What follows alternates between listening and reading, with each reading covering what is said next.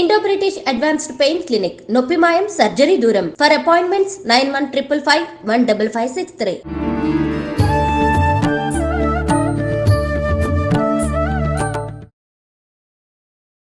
నమస్కారం, welcome to I dream. ధర్మ మార్గం విత్ విజిత కార్యక్రమానికి స్వాగతం. ప్రస్తుతం మనతో పాటు ఉన్నారు ప్రముఖ జ్యోతిష్య పండితులు సుభాష్ శర్మ గారు. ఇప్పుడు వారితో మాట్లాడదాం. నమస్కారం అండి. శ్రీమాత్రి నమః. గురుగారు, మామూలుగా కార్తీక మాసం అంటేనే శివునికి సంబంధించిన మాసం. శివునికి కేశవులకి ఇద్దరికి సంబంధించిన మాసం. కానీ ఎక్కువగా అంటే వారిని ఆరాధించేవారు ఉంటారు, వీరిని ఆరాధించేవారు ఉంటారు. శివుడికి సంబంధించి అనగానే మనకు గుర్తొచ్చేది మహాశివరాత్రి గుర్తొస్తుంది. కానీ ప్రతి నెలలో కూడా మాస శివరాత్రి అనేది ఒకటి వస్తుంది. ప్రత్యేకించి ఈ కార్తీక మాసంలో వచ్చే మాస శివరాత్రిని మనందరం కూడా ఏ రకంగా ఉపయోగించుకోవచ్చు, శివుడి అనుగ్రహం ఏ రకంగా పొందవచ్చు? చాలా మంచి ప్రశ్న, తప్పకుండా తెలియజేస్తాను. ముందుగా ప్రేక్షకులందరికీ శ్రీమాత్రే నమః, శ్రీ గురుభ్యో నమః, శ్రీమాత్రే నమః. ఇక్కడ మాస శివరాత్రి అనేటటువంటిది, అందులో ఎస్పెషల్లీ కార్తీక మాసంలో వచ్చే మాస శివరాత్రి పరమ పవిత్రమైనటువంటి రోజుగా భావన చేసుకుంటాం. ఎందుకు అనంటే మనకు కార్తీక మాసంలో వచ్చే మాస శివరాత్రి మహాశివరాత్రితో సమానంగా ఉండేటటువంటి శివరాత్రి ఈ మాస శివరాత్రి. చాలామంది కార్తీక మాసంలో దీక్షగా ఉండాలి, లేదు అని అంటే కనుక ఉపవాస దీక్ష వహించాలి, లేదు కార్తీక మాసం వచ్చింది దీపదానం చేయాలి, లేదా దీపాలు వెలిగించాలి, ఇలా చాలామంది అనుకుంటారు. అనుకున్నటువంటి ప్రతి ఒక్కరూ కూడా అవన్నీ విధానాలు చేయలేరు. నెలంతా కూడా విధానాలు చేయలేనటువంటి వారు ఈ మాస శివరాత్రి రోజున గనక దీపదానం చేసిన, అలాగే దీపాలు వెలిగించిన, అలాగే ఆ రోజున చేసేటటువంటి కైంకర్యాలు అంటే శివుడికి అభిషేకం చేసిన, అర్చన చేసిన, శివారాధనలో పాల్గొన్న వాళ్లకు ఈ కార్తీక మాసం మొత్తం పుణ్యఫలితం ఈ మాస శివరాత్రి రోజున తాను తన ఖాతాలో జమ వేసుకునేటటువంటి గొప్పనైనటువంటి అదృష్ట యోగం మాస శివరాత్రికి ఏర్పడుతుంది. ఏ రోజున గురుగారు? మాస శివరాత్రి తేదీ నవంబర్ 29వ తారీఖు రోజున రావడం జరుగుతుంది. ఈ నవంబర్ 29వ తారీఖు ఎందుకు అంత ప్రాధాన్యత అంటే గనక మనకు మాస శివరాత్రి అనేది 29వ తారీఖు శుక్రవారం రావడం, లక్ష్మీవారం రోజున రావడం జరుగుతుంది. త్రయోదశి వెళ్ళిపోయి చతుర్దశి, స్వాతి నక్షత్రం వెళ్ళిపోయి విశాఖ నక్షత్రంలోకి సంధికాలంలో అడుగు పెట్టేటటువంటి సమయం. అంటే ఉదయకాలం వెళ్ళిపోయి చతుర్దశి, స్వాతిన వెళ్ళిపోయి విశాఖ నక్షత్రం, ఇవి రెండూ కూడా ఏకకాలంలో అంటే ఒకే రోజు ఒక తిథి వెళ్ళిపోతుంది, ఒక నక్షత్రం వెళ్ళిపోయి ఆ తర్వాత చతుర్దశి అమావాస్య చతుర్దశిలా వస్తుంది. అలాగే త్రయోదశి వెళ్ళిపోయి చతుర్దశి, స్వాతి నక్షత్రం వెళ్ళిపోయి విశాఖ నక్షత్రం. ఇవి రావడం అనేటటువంటి చాలా అరుదు. అంటే దాదాపుగా నాకు తెలిసి 300 ఏళ్ల క్రితమో 400 ఏళ్ల క్రితమో ఇలాంటి ఒక అదృష్టమైనటువంటి యోగం వచ్చింది. మళ్ళీ ఆ యోగము ఈ యొక్క కార్తీక మాసంలో క్రోధినామ సంవత్సరంలో వచ్చింది. ఈ క్రోధినామ సంవత్సరంలో మనము ఎప్పుడైతే అంటే చాలా మట్టుకు దీపం వెలిగించాలి, కార్తీక స్నానం చేయాలి, దానాలు ఇవ్వాలి, ఇవే తెలుసు. కానీ కార్తీక మాసంలో ప్రతి ఒక్క జీవుడు చేయవలసినటువంటి పుణ్యమైనటువంటి పని ఏంటో తెలుసా? శివపార్వతుల కళ్యాణం చేయడము. శివపార్వతుల యొక్క కళ్యాణంలో పాల్గొన్న, ఆ కళ్యాణం చూసిన దాని యొక్క వైశిష్టం చాలా అద్భుతమైనటువంటి ప్రయోజనాన్ని కలిగిస్తుంది. అలాగే కార్తీక మాసంలో ప్రతి ఒక్కరు తమ ఇంట్లో ఉంచుకోవాల్సినటువంటి ఒక అద్భుతమైనటువంటి వస్తువు ఏంటంటే స్ఫటికలింగము. ప్రతి ఒక్కరి ఇంట్లో స్ఫటికలింగం అనేటటువంటి తప్పనిసరిగా ఉండాలి. అది కూడా పూజనీయమైనటువంటిది, ప్రాణప్రతిష్ఠ చేసినటువంటి శివలింగమే ఉండాలి. ఎందుకంటే ఒక శివలింగంలో శక్తి లేకపోతే అది కేవలం ఒక వస్తువులా మిగిలిపోతుంది తప్ప మనం ఎన్నిసార్లు అభిషేకం చేసినా దాంట్లో నుంచి శక్తి ఉత్పన్నం కాదు. ఎందుకంటే దేవతా వస్తువులకు, దేవతామూర్తులకు ప్రాణప్రతిష్ఠ ఉండాలి. ఎలాగైతే మనకి ఈ దేహం ఉంది, ఈ దేహంలో శక్తి లేకపోతే ఇది చలనం లేనటువంటి ఒక వస్తువుగా, ఒక మూలన ఉండేటటువంటి దేహంగా మారిపోతుంది తప్ప శక్తి లేకపోతే ఈ దేహం కూడా పనిచేయదు. అలాగే ప్రతి ఒక్క దైవిక పరమైనటువంటి ఇప్పుడు శివలింగం ఉంది. శివలింగం యొక్క గొప్పతనం ఏంటంటే అందులో శక్తిని నింపి నువ్వు నిరంతరము గనక దానిని ఆరాధన చేసినట్టయితే దాంట్లో నుంచి ఒక కాస్మిక్ ఎనర్జీ ఉత్పన్నమై నీ కుటుంబాన్ని, నిన్ను ఎప్పుడు కూడా సంరక్షణగా చూస్తూ ఉంటుంది. పూర్వకాలంలో దీనికి ఒక చిన్న స్టోరీ కూడా ఉంది. పూర్వకాలంలో ఒక తుంగధ్వజుడు అనే ఒక రాజు ఉండేటటువంటి వాడట. ఆ రాజు ప్రతి నిత్యము కూడా ఎక్కడో దూరాన ఉన్నటువంటి శివాలయానికి వెళ్ళి అభిషేకం చేస్తుండేటటువంటి వాడు. ప్రతిసారి వెళ్తూ అలా కొన్ని సంవత్సరాలు చేశాడు. అబ్బా ఇన్ని సంవత్సరాలు అవుతుంది, ఇక నాతో కావట్లేదు, ఆ శివుణ్ణి ఎలాగైనా నేను ఆరాధించకుండా ఉండలేను అని చెప్పేసి అతను ఏం చేశాడు అంటే అక్కడ ఉన్నటువంటి పూజారిని అడిగి, స్వామి నేను ఇంత దూరం రాలేకపోతున్నాను, మరి నాకు ఏదైనా ఒక పరిష్కార మార్గం, లేదంటే నాకు ఏదైనా శివుణ్ణి ఆరాధించేటటువంటి ఒక మార్గం చెప్పమని చెప్తే ఆయన అన్నాడట, శివుడు సర్వాంతర్యామి, అన్ని జీవులలో శివుడు ఉంటాడు. అయితే నువ్వు రాలేకపోతున్నావు, నీ శరీరం సహకరించట్లేదు కాబట్టి నువ్వు నీ ఇంట్లో ఒక స్ఫటిక లింగాన్ని ప్రతిష్ఠ చేసుకో, దానికి నువ్వు ప్రాణ ప్రతిష్ఠ చేసుకొని నువ్వు అక్కడ అభిషేకం చేస్తే ఆ గంగాజలం వచ్చి ఇక్కడ ఈ శివుడి మీద పడుతుంది అని చెప్పేసి అన్నాడట. అదేంటి నేను ఎక్కడో అభిషేకం చేస్తే నేను అభిషేకం చేసినటువంటి నీళ్ళు ఇక్కడ పడతాయంటే, నువ్వు ఇన్ని సంవత్సరాలుగా ఈ శివుణ్ణి ఆరాధన చేస్తున్నావు కాబట్టి నువ్వు ఈ ప్రపంచంలో ఎక్కడ ఏ వస్తువు మీద నీళ్ళు పోసినా ఆ నీళ్ళు వచ్చి ఈ శివుడి మీద పడతాయి. ఎక్కడైతే మనం మనస్ఫూర్తిగా భగవంతుని పాదాల దగ్గర పుష్పాలు వేస్తే అది కైలాసనాథుడైనటువంటి శివుడి పాదాల చెంతగా ఎలా చేరుతాయో, నువ్వు ఎక్కడైనా ఆ ఒక శివుడి మీద నీళ్ళు పోస్తే అవి ఇక్కడికి చేరుకుంటాయి. కాబట్టి భక్తి ప్రధానము, నీ యొక్క తపన ప్రధానము. కాబట్టి నువ్వు భక్తి నమ్మకం విశ్వాసంతో చేస్తే శివుడు ఎక్కడైనా కూడా నేను అనుగ్రహిస్తాడని చెప్పేసి అన్నట.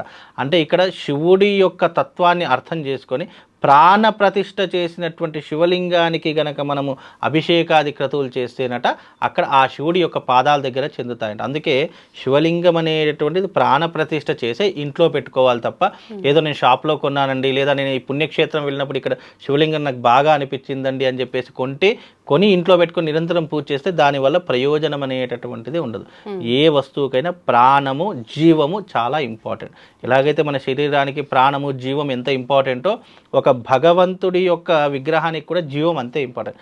జీవం ఉంటేనే దాంట్లో శక్తి అనేటటువంటిది ఉత్పన్నమై మనకు ఆ శక్తి అనే నలుమూలలా వ్యాప్తించి మనల్ని ఉద్ధరింపజేసేలా చేస్తూ ఉంటుంది. అంటే ఇప్పుడు ప్రాణ ప్రతిష్ఠ అంటే మనం ఒక శివలింగం కొనుకొచ్చుకున్న తర్వాత పురోహితులను పిలిచి మంత్రం రూపంలో దానికి ప్రాణం 100%. అవునమ్మా, 100% అలా చేయలేదు. మనకు అంత స్తోమత లేదు. మేము ఇప్పుడు ఒక ప్రాణ ప్రతిష్ఠ చేయాలంటే అది ఖర్చుతో కూడుకున్న వ్యవహారం. కాబట్టి అలా స్తోమత లేనటువంటి సమయంలో మనకు శివాలయాలు ఉంటాయి. అక్కడ నిరంతరము అభిషేకం చేసేటటువంటి శివాలయంలో అక్కడ శివుడి దగ్గర అది పెట్టేసి వాళ్ళు అభిషేకం చేస్తున్నటువంటి ధార దాని మీద పడ్డ దాంట్లో శక్తి ఉత్పన్నమవుతుంది. ఎందుకంటే మనము 3 రోజులు ప్రతిష్ఠ చేసినటువంటి ఒక ఆలయంలో దాని నుంచి వెలువడేటటువంటి కాస్మిక్ ఎనర్జీ ఏదైతే ఉంటుందో ఆ నీళ్లు మనం ఆ లింగం మీద పడ్డ అది శక్తి ఉత్పన్నమవుతుంది. అందుకే మనము శివాలయాల్లో కానీ ఏదైనా దేవాలయం తీర్థం అనేటట్టు తీర్థం అంటే అర్థం ఏంటి? భగవంతునికి అభిషేకించినటువంటి జలమే తీర్థరూపకంగా తీసుకుంటాం. అంటే అది ఎంత పరమ పవిత్రమైనదో ఆ జలం ఆ లింగం మీద పడ్డ అది శక్తివంతంగా మారిపోతుంది. కాబట్టి ఆ స్తోమత లేనటువంటి వారు ఈ రకంగా కూడా చేసుకోవచ్చు. ఇప్పుడు అసలు ఇంట్లో శివలింగమే పెట్టకూడదు అని చెప్తుంటారు కదా గురుగారు. శివలింగం లేనటువంటి ఇల్లు శ్మశానముతో సమానము. ప్రతి ఒక్కరి ఇంట్లో శివలింగం తప్పకుండా ఉండాలి. శివుడేం రాక్షసుడేం కాదు కదా, శివలింగం ఉండకూడదని ఏ శాస్త్రంలో చెప్పలేదు కదా. ఇలా ప్రాణ ప్రతిష్ఠ చేసి అన్ని చేసిన తర్వాత ప్రతిరోజు అభిషేకం చేయకపోతే అది లేదు, అలా ఎప్పటికీ ఉండదమ్మా. శివుడు అభిషేక ప్రియుడు అని చెప్పారు తప్ప శివుని ప్రతిరోజు అభిషేకం చేయాలి, అభిషేకం చేయకపోతే కోపగించుకుంటాడు, మాకు నష్టాన్ని కలిగి అవి ఏమీ ఉండవు. శివుడు భక్తవశంకుడు. శివ అన్న వెంటనే చాలు మనస్ఫూర్తిలో అనుకున్నవన్నీ ఇచ్చేస్తాడు. అందుకే అతనికి ఎన్ని పేర్లు ఉన్నాయి, భక్తవశంకరుడు, భోలాశంకరుడు, కరుణామయుడు, ఇలా ఎన్నో రకాల పేర్లు. రాక్షసులకు సైతం వరాలు ఇచ్చేటటువంటి వాడు శివుడే ఉన్నాడు, ఇంకెవరు కూడా లేరు. అలాంటి శివుడిని మనం ఇంట్లో పెట్టుకోకూడదంటే అది మూఢనమ్మకం అవుతుంది. శివుడు అందరూ పెట్టుకోవచ్చు, దానికి అభిషేకం చేయాలి, రూల్స్ అండ్ రెగ్యులేషన్.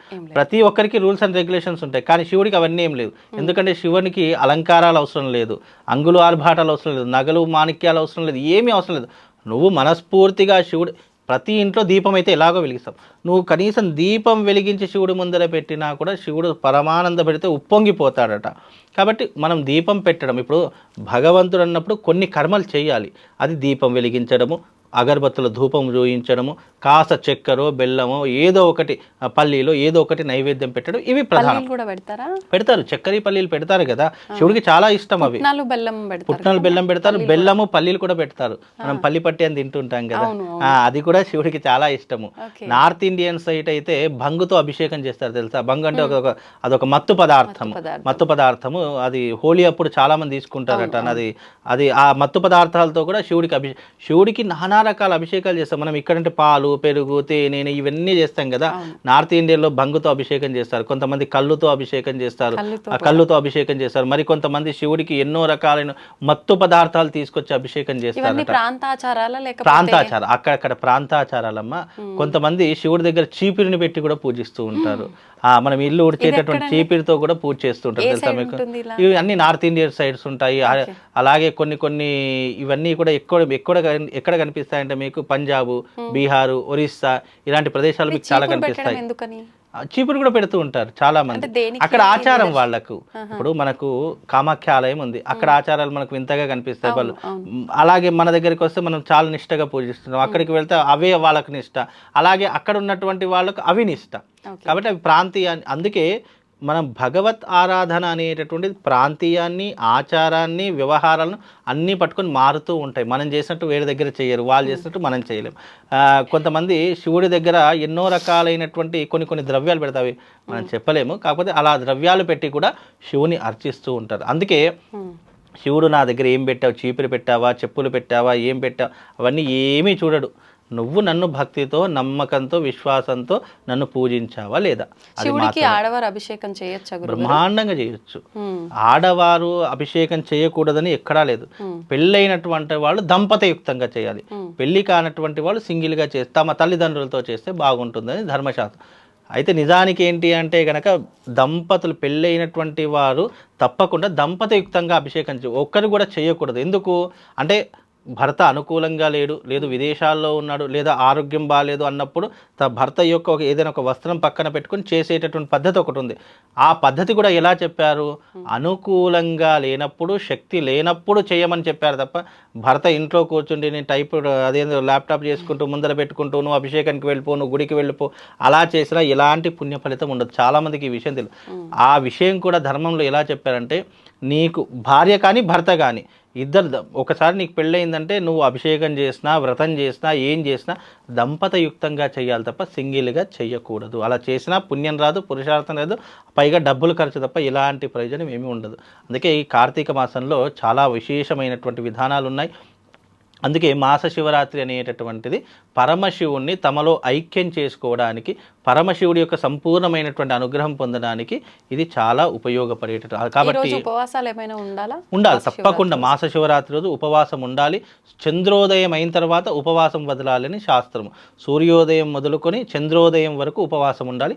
చంద్రోదయం అయిన తర్వాత మనం ఉపవాస దీక్షను విరమించి స్వామివారికి నమస్కారం చేసుకుని ఉంటే గనక దాని యొక్క పుణ్య ఫలితం విశేషంగా కలుగుతుంది. అలాగే ఈ కార్తీక మాసంలో విశేషంగా 29వ తారీఖు మహాశివరాత్రి వస్తుంది కాబట్టి ఆ రోజున కళ్యాణం జరుగుతుంది. చక్కగా స్వామివారి యొక్క స్ఫటిక లింగార్చన జరుగుతుంది. రుద్రాభిషేకం, రుద్ర హోమం కూడా జరిపిస్తున్నాము కాబట్టి వీలైతే పాల్గొనే ప్రయత్నం చేయండి. భగవంతుడి యొక్క సంపూర్ణమైనటువంటి అనుగ్రహాన్ని మీరు పొందండి. గురుగారు, ఇప్పుడు ఇంట్లో ఖచ్చితంగా ఒక శివలింగం పెట్టుకోవాలని చెప్పారు కదా, ఈ కార్తీక మాసం అంతా కూడా ప్రతిరోజు పంచామృతాలతో అభిషేకం చేసుకోవచ్చు అంటారా ఇంట్లో? అంటే బ్రాహ్మణులు అయితే మంత్ర రూపంలో అభిషేకం చేస్తూ మంత్రాలు చదువుతుంటారు కదా, మరి ఆ మంత్రాలన్నీ సామాన్యులకు రావు కాబట్టి ఓం నమ శివాయ అనుకుంటూ పంచామృతాలతో అభిషేకం చేయొచ్చా? ఇక్కడ మంత్రము అన్నదానికి అర్థం ఏంటంటే బ్రాహ్మడు మంత్రానికి అధికారి కాబట్టి బ్రాహ్మడు అన్నప్పుడు విధిపూర్వకంగా చేసుకునేటటువంటి ఉంటాయి. బ్రాహ్మడికి కొన్ని విధులు ఉంటాయి, దాని పూర్వకంగా చేస్తారు. భగవంతుడికి మంత్రం అనేటటువంటిది బ్రాహ్మడికి వస్తుంది కాబట్టి చేసుకుంటారు. రానటువంటి వాళ్ళు అయ్యో మంత్రాలతో చేసుకోవాలేమో, లేదంటే ఇంకా వేరే విధానాల పద్ధతులు ఏమైనా ఉన్నాయేమో అని భయపడాల్సిన అవసరం లేదు. శివుడి మీద ఓం నమ శివాయ అనే ఒక పంచాక్షరి మంత్రం చెప్పినా చాలు, అది 10 వేదాలతో సమానమట. అలాగే లింగాష్టకం అనేటటువంటిది ఒకటి ఉంది. ఆ లింగాష్టకంతో అభిషేకం చేసినా కూడా 4 వేదాలతో అభిషేకం చేసినటువంటి పుణ్య ఫలితం కలుగుతుంది. శివుడికి 108 నామాలు ఉన్నాయి. ఆ 108 నామాలతో అభిషేకం చేసిన 12 జ్యోతిర్లింగాల దగ్గర మొత్తం అభిషేకం చేసినటువంటి పుణ్య ఫలితం కలుగుతుంది. ఇక్కడ మంత్రం ప్రధానం కాదు, మన మనస్సే ప్రధానము కనుక ఆ రకమైనటువంటి అభిషేకాలు ఎన్నో రకాలుగా ఉంటాయమ్మా. ఇక్కడ ఏ భగవంతుడికైనా, ఏ శివుడికైనా, విష్ణుమూర్తికైనా, అమ్మవారికైనా మనస్సే అన్నిటికంటే పెద్ద అయినటువంటి మంత్రము. కాబట్టి మనస్సుని జోడించి నువ్వు ఏది చదివితే అది మంత్రశబ్దం అయిపోతుంది. నువ్వు ఓం నమ శివాయ అంటావా, శివ అంటావా, ఏదంటావా, నువ్వు ఇష్టం వచ్చింది ఆ భగవంతుని యొక్క నామం చెప్పుకుంటూ నువ్వు అభిషేకం చెయ్యు, అది వేద మంత్రంగా మారి భగవంతుడి యొక్క పాదాల చెంత చేరుకుంటుందట.